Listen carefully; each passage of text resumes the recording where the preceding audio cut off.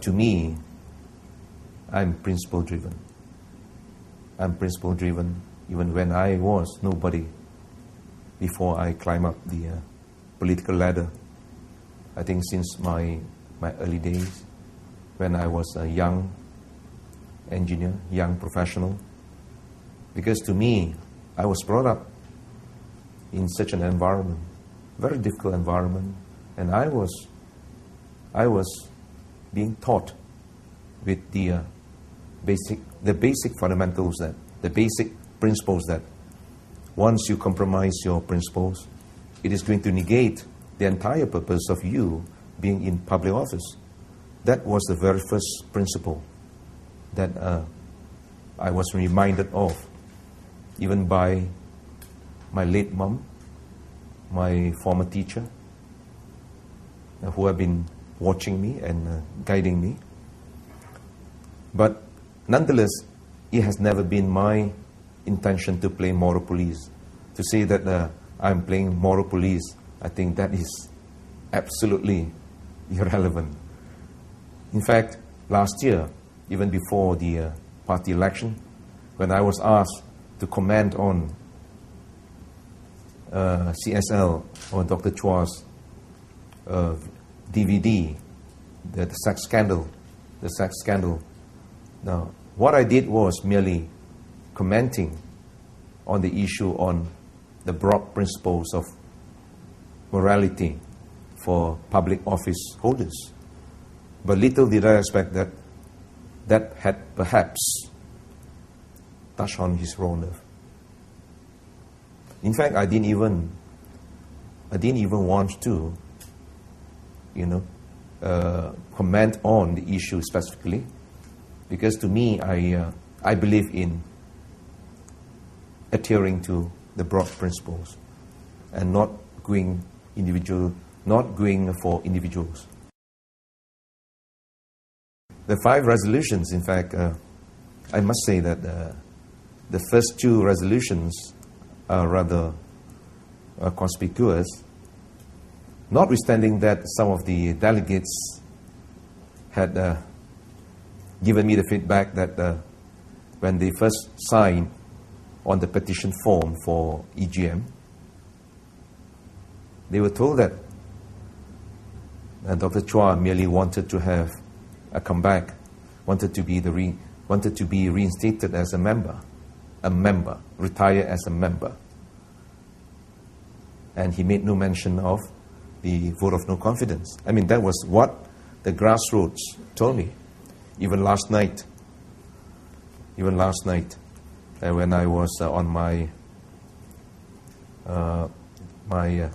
campaign trail, so to speak. And the first resolution is the vote of no confidence. And the vote of no confidence, we all know that simple majority, once being carried by simple majority, then I would be left with no choice but to bow out and step down.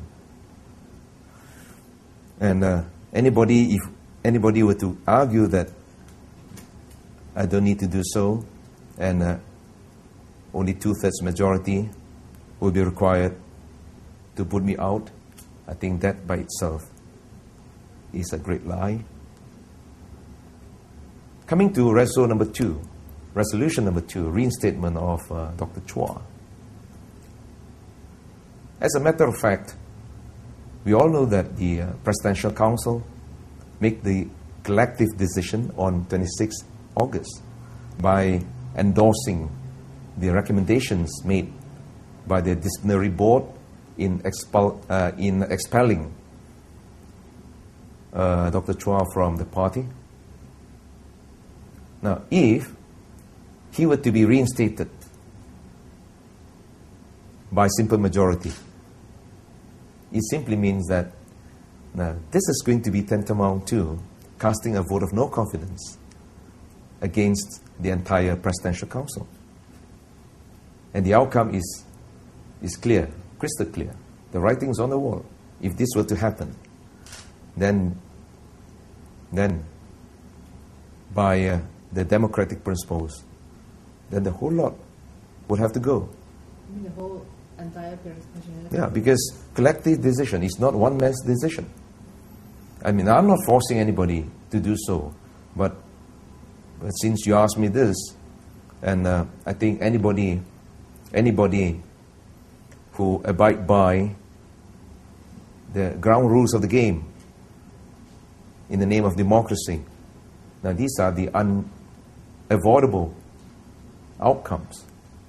And of course, resolution number 3, the reinstatement of CSL or Dr. Chua as the Deputy President would only be relevant if and only if he were to be reinstated as a member first. Is that right to say that? Right? Because you can't,